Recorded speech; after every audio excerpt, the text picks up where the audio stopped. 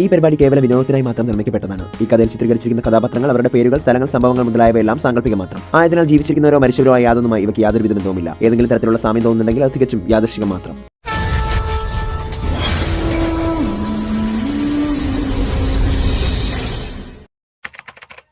നെഞ്ചിന്റെ ഇരുവശത്തായി കൈകൾ വെച്ച് പ്രത മത്സ്യകന്യകയാകാനായി നോക്കി. കടൽ തിരമാലകൾ ആഞ്ഞടിച്ചു. മഹാദേവന്റെ ക്ഷേത്രത്തിലെ ശംഖുനാഥം മുഴങ്ങി. പെട്ടെന്ന് പ്രതയുടെ ശരീരത്തിലെ തൊലിയുടെ നിറം മറ്റൊന്നായി മാറാൻ തുടങ്ങി. അവളുടെ കാലുകൾക്ക് പകരം അവിടെ വാലായി മാറി. മുൻപുണ്ടായിരുന്ന മഞ്ഞവാൽ ഇപ്പോൾ ഇതാ വെള്ളയും കൂടി കലർന്നിരിക്കുന്നു. അതെ, അവളൊരു മത്സ്യകന്യകയായി മാറി, ഒരു പുതിയ മത്സ്യകന്യക. പെട്ടെന്ന് അവൾ മനുഷ്യരൂപത്തിലേക്ക് തിരിച്ചു വന്നു. അപ്പോഴും അവൾ ആകെ മാറിയിരുന്നു. അവളുടെ മത്സ്യവേഷവും മഞ്ഞയിൽ നിന്നും മഞ്ഞയും വെള്ളയും കലർന്ന രീതിയിലേക്ക് എത്തിയിരുന്നു. തന്റെ ശരീരത്തിലുണ്ടായ മാറ്റം അവളെ അത്ഭുതപ്പെടുത്തി. മത്സ്യകന്യകയാണ് ഞാൻ, മത്സ്യകന്യക, മത്സ്യകന്യകമാരുടെ എല്ലാം മത്സ്യകന്യക, സർവശ്രേഷ്ഠ ശേഷ മത്സ്യകന്യക. ഇനി ആ പാപികളുടെ എല്ലാം മരണമാണ്. ശേഷ മത്സ്യകന്യക എത്തിക്കഴിഞ്ഞിരിക്കുന്നു. ഇനി നിങ്ങളെ ആരെയും ഞാൻ വെറുതെ വിടുമെന്ന് കരുതണ്ട. ശേഷ മത്സ്യകന്യക എത്തിക്കഴിഞ്ഞു.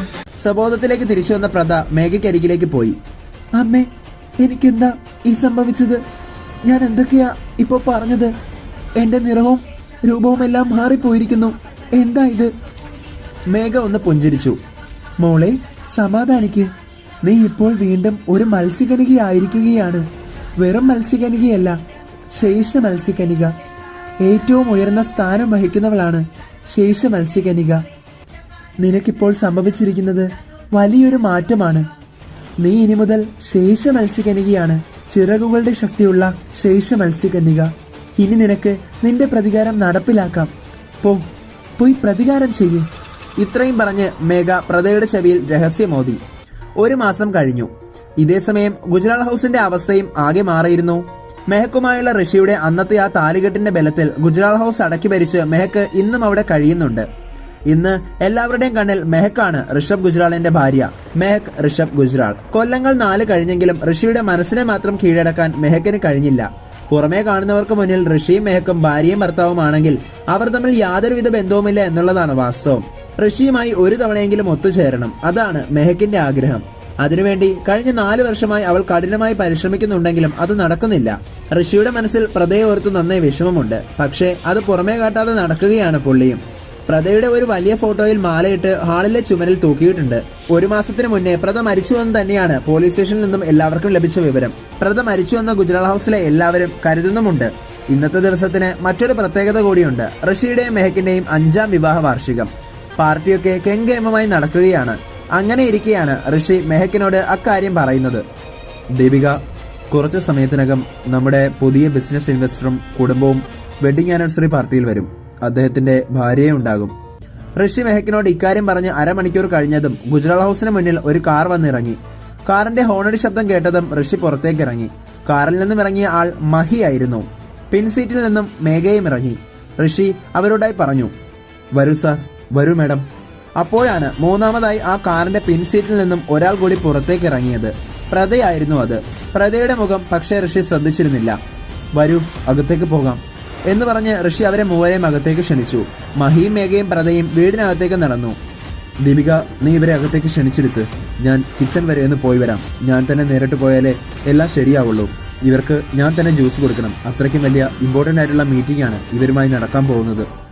ഇത്രയും പറഞ്ഞ് ഋഷി അവിടെ നിന്ന് പോയി. ബിസിനസ് ഇൻവെസ്റ്റേഴ്സിനോട് വീടിനകത്തേക്ക് കയറുമെന്ന് പറഞ്ഞതും അവർ അകത്തേക്ക് വന്നു. അകത്തേക്ക് കയറിയ മേഘയെ കണ്ടതും സീമ ഞെട്ടിത്തെറിച്ചു. ഈശ്വര, ഇത് മഹാമത്സ്യറാണിയല്ലേ? ഇവളെങ്ങനെ ഇവിടെ? മേഘയെ കണ്ട ഞെട്ടൽ തീരുന്നതിന് മുൻപ് അവൾക്ക് തൊട്ടു പിന്നാലെ വരുന്ന മഹിയെ കണ്ടതും സീമ ആകെ സ്തംഭിച്ചു പോയി. ഭഗവാനെ, മഹി! ഇവനെ ഞാനല്ലേ കൊന്നത്? എന്റെ കൈകൊണ്ട് മരിച്ച ഇവൻ എങ്ങനെ തിരിച്ചു വന്നു? മഹിയെയും മേഘയും മെഹക്കിനെ അറിയാത്തത് കൊണ്ട് അവരെ കണ്ടിട്ട് മെഹക്കിന് ഞെട്ടലൊന്നും തോന്നിയില്ല. പക്ഷെ അപ്പോഴായിരുന്നു പ്രത വീടിനകത്തേക്ക് വന്നത്. ഈശ്വര, പ്രത! ഇവളെങ്ങനെ തിരിച്ചു വന്നു? പ്രതയെ കണ്ടതും മെഹക്ക് ആകെ പേടിച്ചു. പക്ഷേ കണ്ണുകൾ തിരുമ്മി ഒരിക്കൽ കൂടി മെഹക്ക് നോക്കി. അല്ല, ഇത് അവൾ തന്നെയാ, പ്രത. കൺമുന്നിൽ കണ്ട ദൃശ്യം അവളെ അമ്പരപ്പിച്ചു. എന്നാൽ പ്രതയും മഹിയും മേഘയും ഒട്ടും പതറാതെ പാർട്ടിയിലേക്ക് കടന്നു വന്നു. കിച്ചണിലേക്ക് പോയ ഋഷി കുറച്ച് വെറൈറ്റി ഡ്രിങ്ക്സുമായി തിരികെ എത്തിയപ്പോൾ കൺമുന്നിൽ നിൽക്കുന്ന പ്രതയെ കണ്ടതും അവനും ഞെട്ടിപ്പോയി. വിറയ്ക്കുന്ന ചുണ്ടുകളാൽ ഋഷി പ്രതയോട് ചോദിച്ചു, പ്രത, നീ പക്ഷെ വളരെ പെട്ടെന്ന് പ്രത അതിന് മറുപടി പറഞ്ഞു. പ്രധാനായി പ്രീതിയെ മേരെ നാം. ഇത് കേട്ടതും ഋഷിയുടെ കയ്യിലെ ഡ്രിങ്ക്സ് ഇരുന്ന ട്രയോട് കൂടി അവന്റെ നിയന്ത്രണം വിട്ട് താഴേക്ക് വീണു. പെട്ടെന്ന് അവൻ ചുമരിലെ മാലയിട്ട പ്രതയുടെ ഫോട്ടോയിലേക്ക് നോക്കി. ഒരു നിമിഷം ഋഷി മനസ്സിലോർത്തു, അതെ, ഇത് പ്രത തന്നെയാ.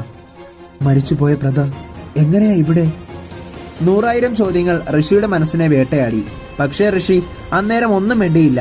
അതേസമയം സീമയും മേഘം കൂടി നിന്ന് ഇവരെ മൂവരെയും കുറിച്ച് സംസാരിക്കുകയായിരുന്നു. അമ്മേ, ഇത് അവൾ തന്നെയാ പ്രത, എനിക്ക് ഉറപ്പാ. അതേ മോളെ, 25 വർഷങ്ങൾക്ക് മുമ്പ് ഞാൻ കൊന്നുകളഞ്ഞ മഹിയാണത്. മറ്റത് മഹാമത്സരാണിയാണ് മേഘ. ഇവിടെ എന്തൊക്കെയാ നടക്കുന്നതെന്ന് എനിക്ക് മനസ്സിലാകുന്നില്ല മോളെ. എല്ലാം കണ്ടുപിടിക്കാം അമ്മേ. അന്നേരം മഹി അവരെ പരിചയപ്പെടുത്താനായി തുടങ്ങുകയായിരുന്നു. മിസ്റ്റർ ഋഷഭ്, ഞാനാണ് ഡയലറ്റ് ഇൻഡസ്ട്രീസിന്റെ ഹെഡ് മഹി സാഗർ.